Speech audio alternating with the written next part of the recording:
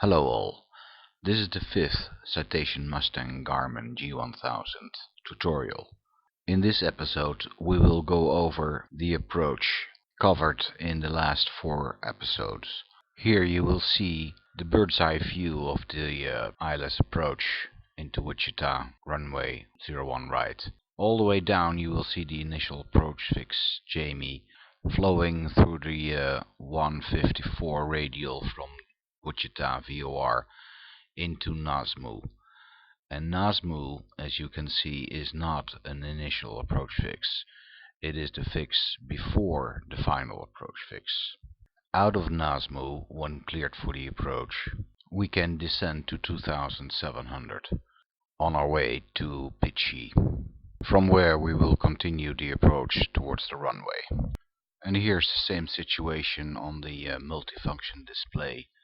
We're over .t towards Jamie, the initial approach fix, and when we're cleared for the approach we can descend down to 3000. Between Pitchy and Nazmu we remain at 3000, and once turning out from Nazmu towards Pitchy and we have established that we are on the localizer inbound, we can descend to 2700 towards Pitchy. On this flow diagram you'll see the positions of the aircraft according to the approach list we will cover in a moment. Position A is between Jamie and Nazmu, closer to Nazmu as a matter of fact. B is Nazmu itself, which again is not an initial approach fix, it is the last fix before the final approach fix. Point C is between Nazmu and the final approach fix. Point D is Pitchy itself, the final approach fix. E is between the final approach fix and the missed approach point, and F, the missed approach point itself.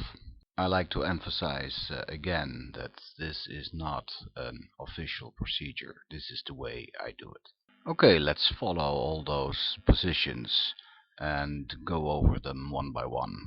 Well before Nazmu at point A, we check our barrel minimums and the runway height minimums for the cabin depressurization. We also check our navs and comms. Then we set the altitude preselect to Nazmu, which is already at 3000 because of Jamie. Then when cleared for the approach, descend to Nazmu altitude. I put this in because in this case we are already cleared for the approach. But for instance, if we are entering from the west and ATC is giving us Nazmu as the fix to proceed and we are cleared for the approach, then we can descend to 3000 towards Nazmu. Over Nazmu, position B, we wait for green needles and at the same time we set our altitude preselect for the final approach fix Pitchy. We check our speed 180 knots, flaps 15, speed checks below 185. We check the approach mode, localizing glide slope, or on the GPS glide path armed, on the precision approach. On the non-precision approach we do not engage the approach mode, glide slope or glide path. We also check the heading bug for the localizer course and correct it for wind. Between Nazmu and the final approach fix Pitchy, when shooting the ILS, as we do in this case, we check for green needles, ident, and see that lock 1 or 2 is green and glide slope armed. On the GPS, WAS, LPV and LNAV VNAV glide path armed. On LNAV and LNAV plus V we do not arm the approach mode. Then we can descend to the final approach fix Pitchy with vertical speed. At the final approach fix we check alt green, glide slope or glide path alive and armed. Then on the precision approach we set our altitude preselect to the missed approach altitude. At 1 dot above glide slope or glide path we bring the gear down, speed checks below 250 knots, and we wait until we have confirmation that the gear is down locked in the 3 in the green. Then we wait for glide slope or glide path intercept and glide slope or glide path become green. Over the final approach fix Pitchy point D, we check our outer marker DME and altitude reference with the approach plate. We bring the speed back to 140 knots And on an uncontrolled airport, you use the pilot control lightning on Unicom or CTAF when you're still not broken out of cloud. On a non-precision approach, here you bring the gear down, speed checks lock 3 in the green, set your altitude preselect to your MDA, and at the MDA set the altitude preselect to the missed approach altitude. Then between the final approach fix Pitchy and the missed approach point, point E, approximately 3 miles from the missed approach point, we bring the flaps down to 30 degrees. Speed checks below 150.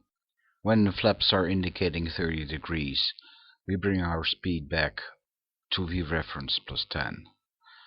Then we check for a stabilized approach, landing configuration, speed between VREF and VREF plus 20, and a rate of descent less than 1000 feet per minute. Then we wait for 500 feet on the radial altimeter, and at that point we check our gear down lock 3 in the green, check flaps 30 degrees, yaw damper as required, autopilot as required. The missed approach altitude is set and we are clear to land. At the missed approach point, point F, in this case 200 feet AGL, when the runway environment is in sight, we can continue the approach and descend to 100 feet AGL. If not, we have to make a go around. Then at 100 AGL and the runway is in sight, we can descend further and we check yaw damper off, autopilot off. If the runway remains in sight, we can proceed with the landing. If the runway is obscured, we have to go around and execute the missed approach as published. I do hope that this all makes some kind of sense. The main thing is, if you do this over and over, it becomes second nature and it will bring your workload down dramatically.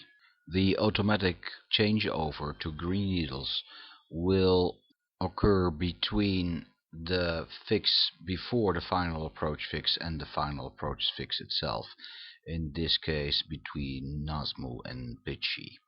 This is probably where you have the highest workload, since you have to identify, you have to check green needles, you have to descend to your final approach fix altitude, talk to tower and so forth.